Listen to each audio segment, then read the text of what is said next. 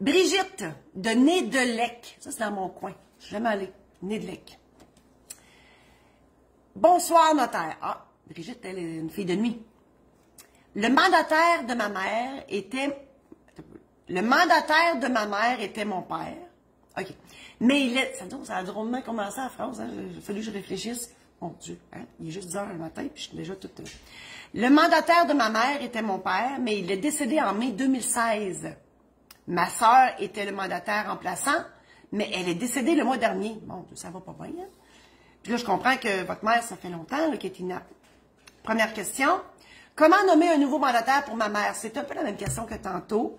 Et est-il préférable ou souhaitable de nommer des personnes de la famille dans le cas de tel mandat? En quoi cela serait-il avantageux? Ah, ben là, je sais pas si votre mère est inapte. C'est pas clair.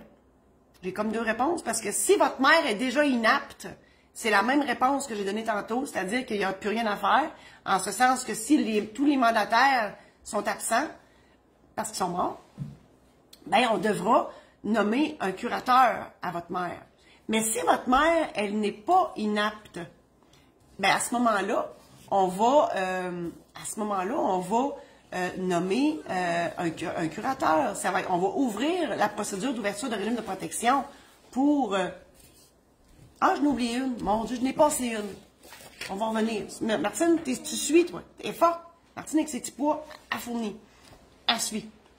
J'ai passé par-dessus la question numéro 7. Vous allez la voir après. Donc, c'est ça.